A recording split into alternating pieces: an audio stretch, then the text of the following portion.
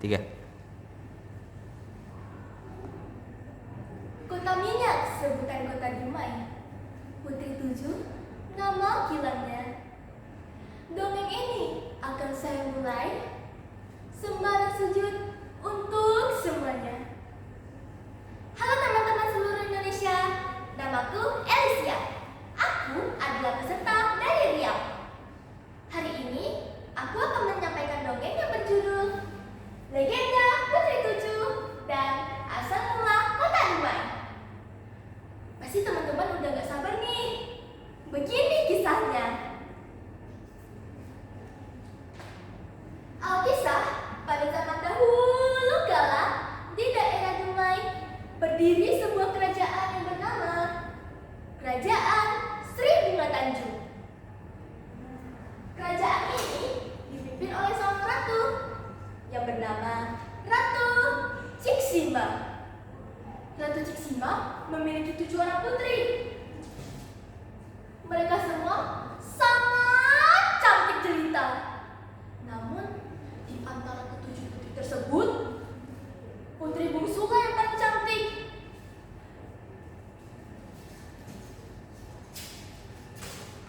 Putri bungsu tersebut bernama Putri Mayangsari.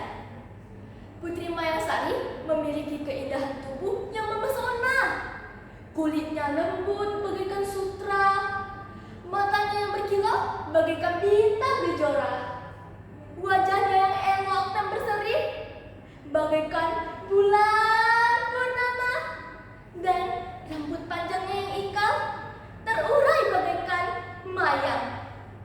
Maka dari itu, Putri Mayangsari juga dikenal sebagai Putri Mayang Mengurai. Pada suatu hari, ke-7 putri tersebut sedang mandi di Sarang Lubuk Umai. Mereka asik berendam, bersenda gurau, sampai-sampai mereka tidak tahu mereka telah diamati. Kira-kira siapa ya yang mengamati mereka? Ternyata mereka adalah Pangeran Ampangkuala dan pengawalnya yang kebetulan lewat. Mereka mengamati ke-7 putri tersebut dari balik semak-semak. Pangeran Ampangkuala terpesona oleh salah satu putri, yaitu Putri Mayangsari.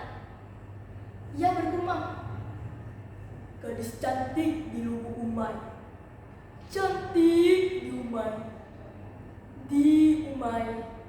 Ya, ternyata sang pangeran jatuh cinta. Jatuh apa? Jatuh cinta. Karena itu, Pangeran Ampangkuala berniat untuk meminang Putri Mayangsari. Beberapa hari kemudian, Pangeran Ampangkuala memutuskan para utusannya untuk meminang putri yang ia kenal sebagai Putri Mayang Mengurai. Para utusan membawa tepak sirih sebagai pinangan adat kebesaran Kerajaan Sri Bunga Tanjung. Pinangan tersebut disambut baik oleh Ratu Ciksima. Sebagai balasan, Ratu Ciksima menjunjung tinggi adat kerajaan dengan mengisi congkol terbesar dengan daun sirih, gambir, juga pinang. Adat ini melambangkan jika putri tertualah yang berhak menerima pinangan terlebih dahulu. Setelah itu, para utusan kembali ke Kerajaan Ampangkuala. Mereka memberitahu jika pinangan Pangeran Ampangkuala telah ditolak. Pangeran Ampangkuala yang mendengar hal tersebut langsung naik pitam. Ia merasakan malu yang amat sangat. Ia sudah tidak peduli lagi dengan adat yang berlaku. Dengan amarah yang menguasai dirinya, ia memanggil panglima dan prajuritnya untuk menyerang Kerajaan Sri Bunga Tanjung.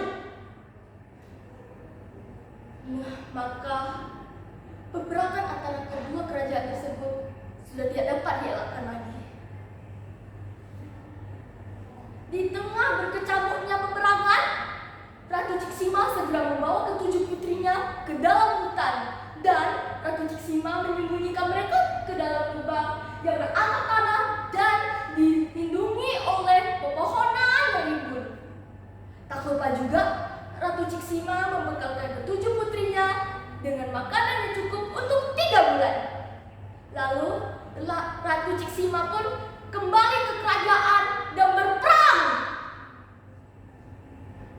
3 bulan purnama pun berlalu.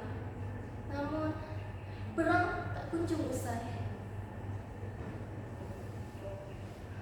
Hingga saat memasuki bulan keempat, kerajaan Sri Bunga Tanjung mengalami kekalahan.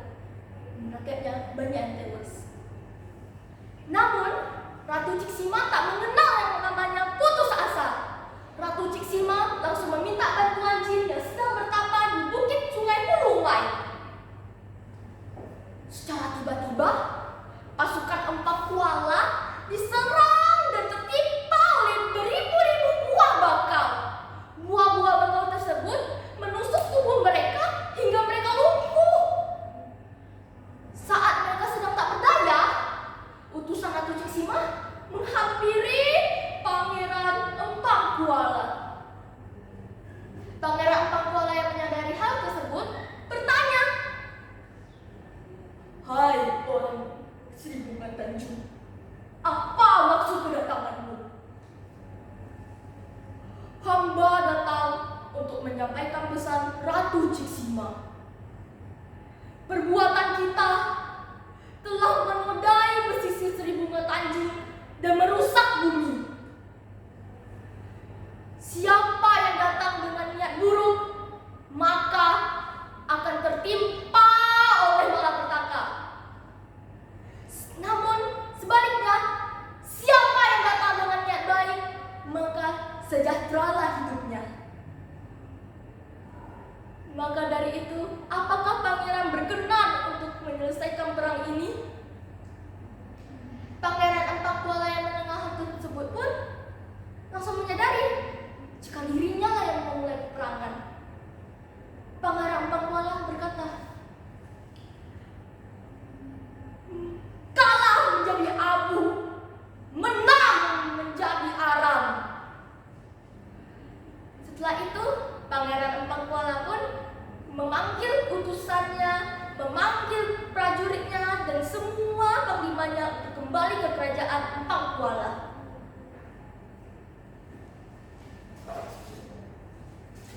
Keesokan harinya, Ratu Ciksima mendatangi tempat persembunyian ketujuh putrinya. Namun, alangkah terkejutnya Ratu Ciksima. Ternyata ketujuh putrinya sudah dalam keadaan tak bernyawa. Mereka meninggal karena haus dan kelaparan. Ternyata Ratu Ciksima lupa jika ketujuh putrinya hanya diberikan bekal yang cukup untuk 3 bulan. Sedangkan perang sudah selama 4 bulan. Hati Ratu Ciksima pedih sekali, bagaikan disayat oleh sembilu. "Oh, putriku, putriku."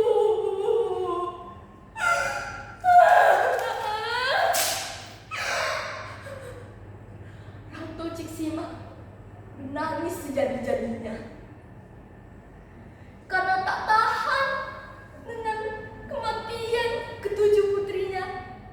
Ratu Ciksima pun jatuh sakit dan sang ratu meninggal dunia tak lama kemudian.